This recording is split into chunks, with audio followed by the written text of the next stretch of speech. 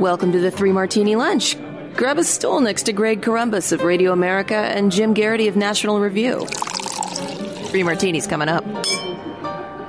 Really glad you're with us for the Tuesday edition of the Three Martini Lunch. We're brought to you today by Gabby, and we actually have a good martini today, Jim, so that's nice. We also have two crazy martinis, though, so buckle up for those.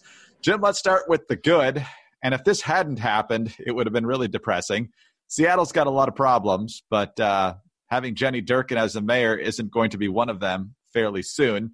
Seattle Mayor Jenny Durkan, according to the Free Beacon, says will not seek re-election next year. She announced this yesterday.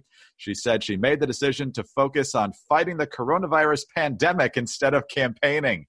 Durkan's decision not to seek a second term also comes less than 1 week after she signed off on a massive police budget cut. The Seattle City Council passed the cut at the end of November in response to months of anti-police protests. Of course, the number of police officers on the force has dwindled by dozens since the city basically hung them out to dry. You might remember the black female police chief, Carmen Best, resigning because the city wouldn't support them. And, of course, her crowning achievement was to do nothing about the CHOP, or CHAZ this summer, the Capitol Hill Neighborhood Autonomous Zone or Occupied Property, whatever it was called at the time. And so basically lawlessness reigning supreme, business owners ignored, trying to get a police presence so they could keep their doors open and so forth. So, Jim, if there's anybody who doesn't deserve to still hold public office, it's Jenny Durkan. I'm not sure Seattle will end up doing a whole lot better as a replacement, but Jenny Durkan is leaving, and that's only good. You know, Greg, it wasn't that long ago Seattle was one of my favorite cities. And, maybe this is shaped by growing up in the 1990s. I still remember the cover of Newsweek magazine that had Michael Kinsley, who had gone out to Seattle to start up some sort of Microsoft-backed magazine on the web. It wasn't even going to have a paper version called Slate. And this probably was the glory days of like Nirvana and Pearl Jam and the grunge scene. But the attitude, I think the cover of the magazine said something like, everybody's moving to Seattle. And for a while, the Pacific Northwest and this particular city was kind of seen as where the future was happening, not just because of Microsoft and kind of the tech explosion, but, everything from arts and it always had this very scenic environment as long as you could stand the rain. And, even the locals joked the rain wasn't that bad. Starbucks, getting its start there. Seattle used to be a plausible claim of saying that it was where America was going. And I think now if we said Seattle is where America is going, we would want to veer the car into a U-turn and drive as fast as far away from it as possible. Because Durkan literally lost control of her city for a stretch this summer. They basically seceded and tried to run some sort of, I don't know if we would call it a neo-anarchist state or a rule by mob, but it basically was a colossal failure. And it's a good sign that Durkan will not be returning to the job. It's kind of fascinating that I've heard some folks and even some Seattle Democrats say that Durkan didn't actually like doing the job of mayor. I'm looking at an article in The Stranger where a local political consultant said, quote, "The only time Durkan seemed to enjoy being mayor," Weiner said, "was when she was standing firm against Trump, not when she was making policy decisions or interacting with constituents." Greg, I'm going to give you this point, kind of politics 101. If you don't like making policy decisions or interacting with constituents, don't run for office. Want to be a pundit, go be a pundit, right? I just don't, it's kind of fascinating. We've seen a lot of failures in leadership in this country over the past year. There's, we've seen them at the federal level, we've seen them at the state level, but we've seen some particularly egregious examples at the local level. And I would just kind of say in my little opening discussion about Seattle, people of Seattle, you have a choice. You don't have to live like this. You don't have to accept a colossal, city officials who are afraid to enforce the law, afraid to protect businesses from looters and from violence, who accept an exploding homeless population. Look, you guys once had your act together not that long ago. You once saw big corporations like Amazon and Microsoft not as the enemies who needed to be subdued and destroyed, as certain city officials seem to think. But you once saw them as allies in building a successful economy where people could get good jobs and live their dreams. So Seattle, you don't have to live like this. I say this out of love. I say this out of appreciation. I hope things turn around in Seattle. I hope that there is a better successor than Durkan. It's kind of hard to believe they could get worse. But we'll see how things shake out. But once again, kind of a life lesson, people.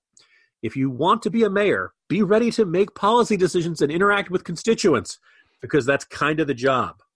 Jim, I want to keep this the good martini, so I'm going to ask this follow-up in the most optimistic way possible. Is there a chance that this is an indication that some cities, and maybe even some city leaders, have learned their lesson from ignoring destructive protests and other derelictions of duty from this year, or are we going to keep seeing the same thing? Well, it certainly doesn't seem to be a step to great success, whether you're looking at Portland, whether you're looking at de Blasio in New York City, whether you're looking at Lightfoot in Chicago. I don't think any of these elected officials have risen to greater prominence and celebration and greater public support because of all this. So it's premature. I don't want to say, oh, okay, we've beaten this, it's done. But certainly, I think it's very clear that though mayors who have pursued this course of action have not prospered and have not gotten the greater heights of popularity and success and adoration that I think they hoped they were going to get from having this kid glove treatment of rioters and things like that. No, and that's exactly right. And I think it's a point you made either yesterday or sometime last week, and that's that you get better government when you have competitive races. Even if one side generally wins more than the other, the idea that you could lose usually leads to better performance in office. But in these heavily Democratic cities, where as long as you can win the primary, you're good to go, it leads to really stupid decisions a lot of times. And unfortunately, regardless of who's in office, the idea that you don't think you can possibly be removed by the voters means things don't necessarily get better. Hopefully that changes soon in some of these cities.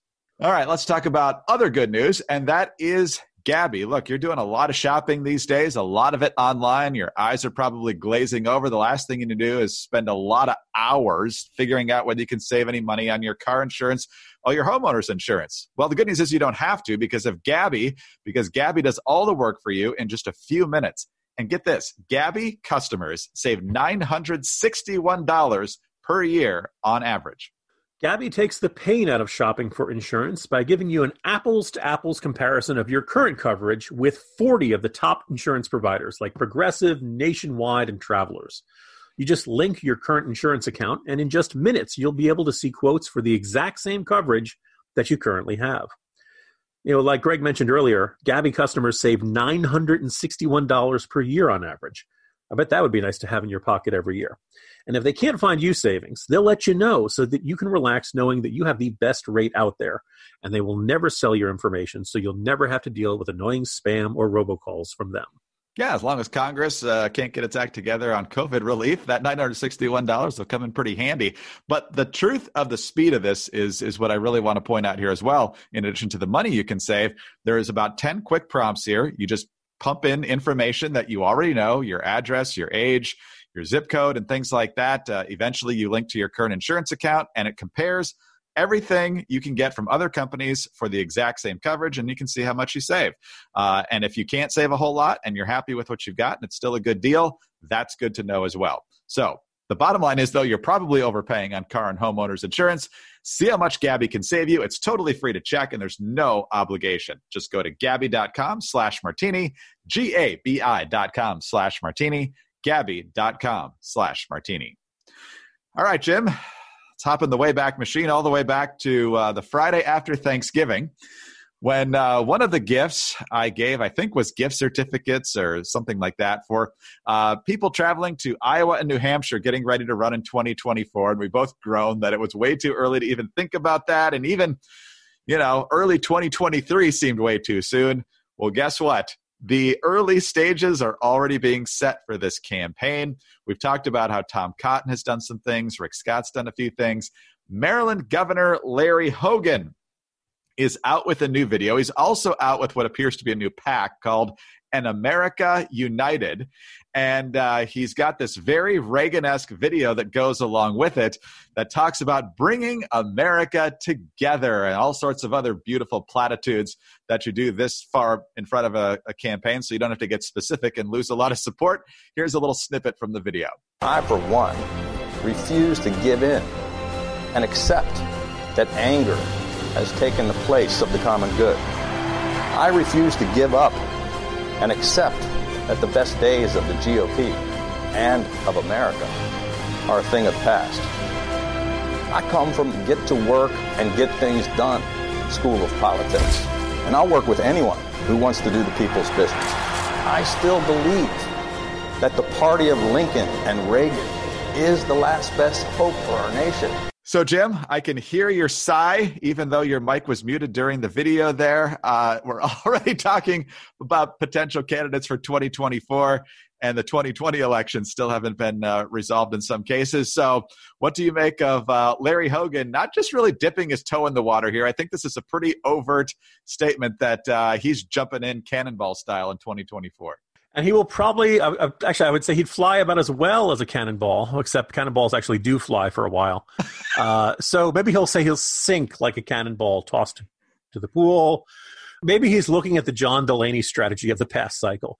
For people who have forgotten, John Delaney was a congressman from Maryland. I kept thinking he was from Delaware because he had a beach house there. But no, Delaney was a House member from Maryland who ran for president. You may remember him as that bald guy in one of the first early debates who said, wait a minute, why are we trying to take away health insurance from people who are happy with the coverage they have?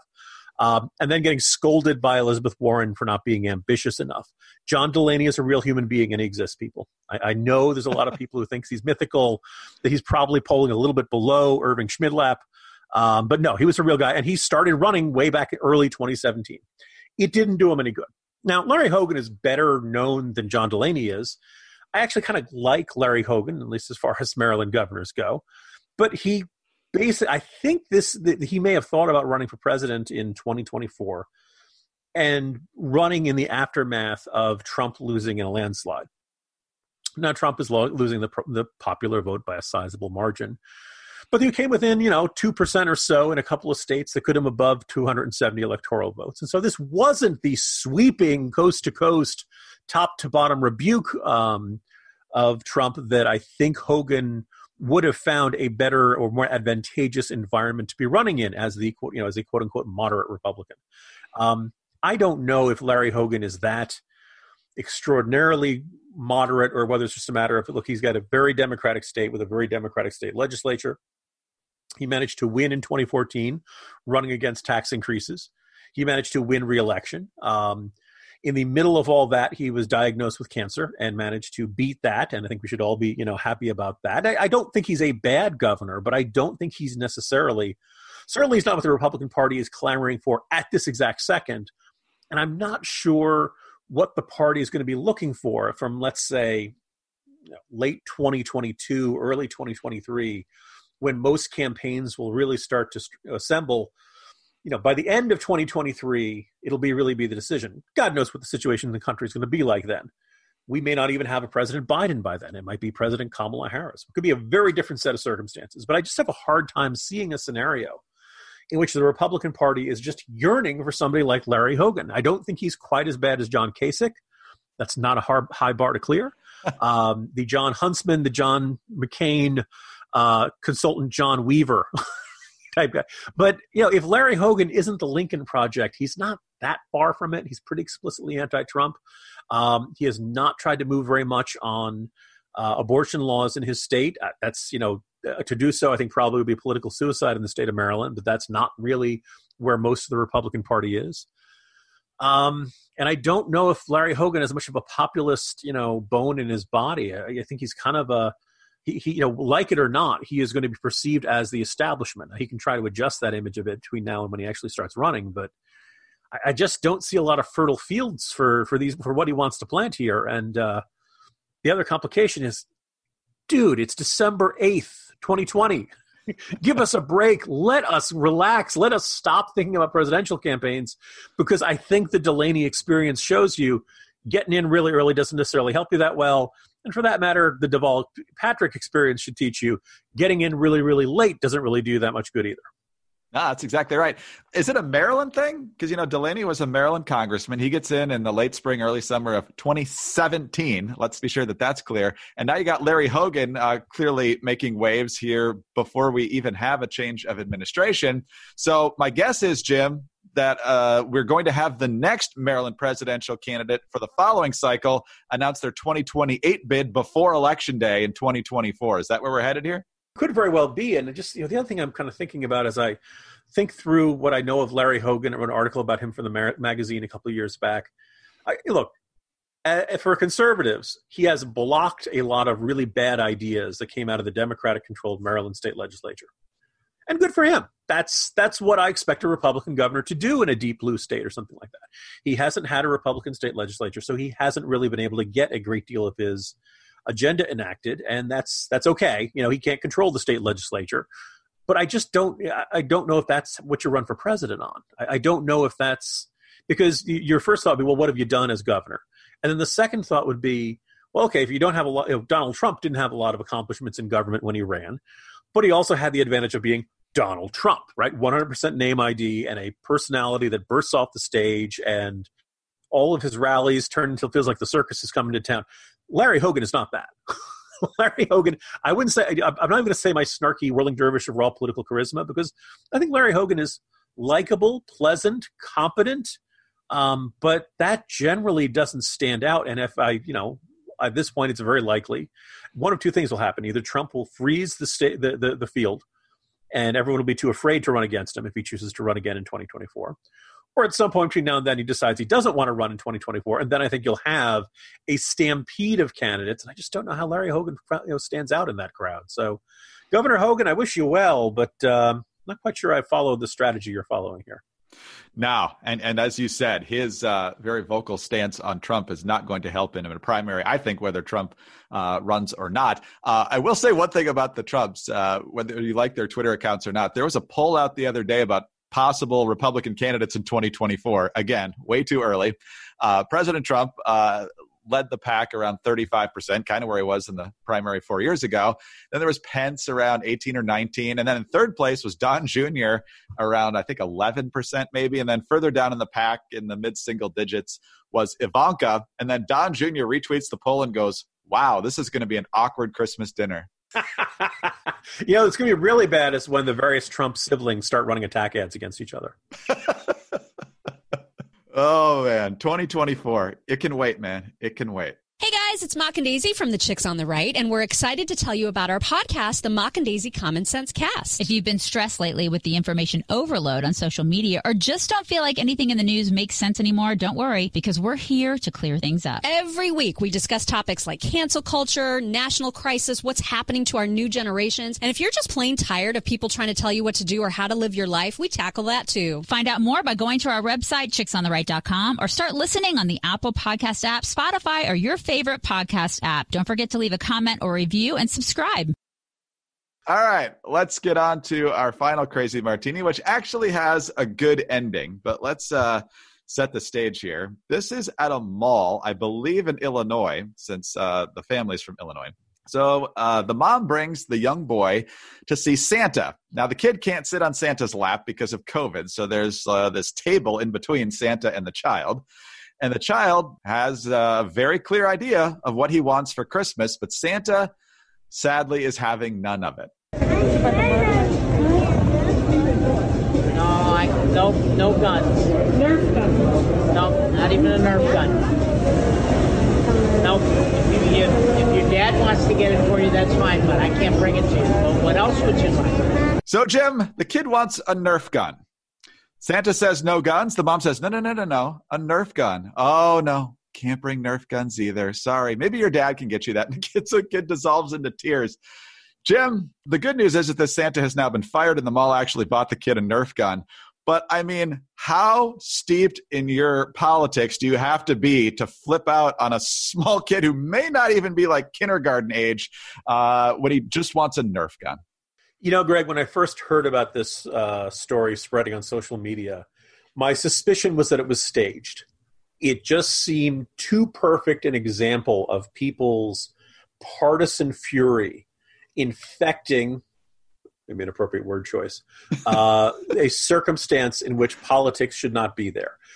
Obviously everybody started making their A Christmas Story jokes and you'll shoot your eye out and stuff like that. But if you're a Santa, your job is to say something like, well, I'll see what I can do about that, and just move on to something else the kid wants, right? You're not there to lecture the kid other than to say, oh, well, maybe hope you've been good this year. You're not supposed to lecture the parents. You are not there to enact a political agenda because you are Santa Claus, right? You are Saint Nick, not President Nick, not Senator Nick, not any of those other things. No one asked you for your political views, and your job is not to make the kids cry. If you've ever taken your kids to a shopping mall Santa, the kids are crying. Little kids are crying anyway, right? So that's, it was so perfect. It almost seemed like somebody trying to do this to go viral and end up on talk shows or something like that. Apparently this genuinely was a case. And I just would urge that shopping mall to maybe vet your Santas a little more carefully than you're doing. Unemployment's high. You should not have that hard a time finding a better Santa than this guy. But all in all, look, depressing that it happened. And the second thing is, Greg, you have daughters. I have sons. Yes, they have a small Nerf arsenal. It is not because I've ever encouraged them or they have heard me talking to Uncle Cam on NRA News or anything like that. It's going to surprise you. I am one of those folks who thinks that this is often innate. Maybe not. And if your child is different, fine. God bless you. I hope everything's fine. Your kid's probably going to turn out great. But if you give kids Legos, they will build guns out of Legos. But if you give kids blocks, they will. You give a kid a Barbie. A lot of boys will figure out a way to bend the Barbie in the shape of a gun, and then they will run around playing cowboys and Native Americans these days, or cops and robbers, or cops and those who are arrested but not yet convicted in a court of law before a jury of their peers. Any of the other traditional G.I. Joe, Transformers, Star Wars. Boys like playing stuff, shooting with each other. And the Nerf people are pretty darn good with making stuff that don't actually hurt when they shoot you. In fine print at the bottom of the commercial, it will say things like, don't aim for the eyes. And, of course, every boy will then start aiming for the eyes. But this is just a fact of life. And no one asks this, if you've got moral objections to certain toys, because I got to tell you, I do have moral objections to certain toys. Somehow they end up in my house anyway. Do you know what toy I object to, Greg? What? So somewhere in the Lego sets of Chima, they managed to devise types of Lego pieces that somehow have a pointy part sticking up, no matter how they fall on a carpet or on a hallway floor. Meaning, no matter how it goes down, it's going to have something, and you will step on it in a barefoot in the middle of the night, and you will need to somehow suppress your scream as you're trying to move Christmas presents around or something like that. So look, if you have an objection to a certain kind of toy, don't take a job as a shopping mall Santa. Greg, 2020 cannot end fast enough. I have three quick thoughts here, Jim. First of all, this is the most politically disgusting Santa since Cosmo Kramer was spouting Communist Manifesto epithets on Seinfeld on a classic episode I encourage everyone to check out at some point. Secondly, I do have two daughters, and they both got Nerf guns for their birthdays this year because... That's good. Yeah. Exactly. You're showing them the importance of responsible Nerf gun ownership. I think we got some work to do on that because I got John Wilkes Booth by one of them while I was sitting on the couch. So, my wife had picked out something nice, but, very much on the girl side for one of them. Like, I mean, that could be from both of us, but I feel like the dad's got to get him something a little more different than that, right? So I went and got the Nerf gun. So one of them had a Nerf gun and one of them didn't. So the next birthday, of course, and now everybody's got a Nerf gun. So, and Jim, just to show you how far Santa has changed in the last 32 years, 32 years ago, Christmas 1988, Santa literally said, "Now I have a machine gun. Ho, ho, ho." Whole new world a generation later. Greg, how many people, the moment they heard one of our martinis was going to be about a shopping mall Santa, said, a Die Hard reference is going to come at some point? Jim and Greg's favorite time of year. You know us so well, listeners, and we love you. We love you for that. Jim, it has a nice ending. So many things this year haven't. So this actually has a nice ending. The kid's got his Nerf gun. Merry Christmas to him, and I'll see you tomorrow. Yippee-ki-yay, everyone. We'll talk to you tomorrow. Jim Garrity, National Review. I'm Greg Corombos, Radio America. Thanks for being with us today. Don't forget about Gabby. Save money on your insurance. Gabby.com/martini. Please subscribe to the 3 Martini Lunch podcast. Also, we love your kind reviews and your 5-star ratings. You can also get us on those home devices. Just say play 3 Martini Lunch podcast. Have a great day and join us Wednesday on the next 3 Martini Lunch.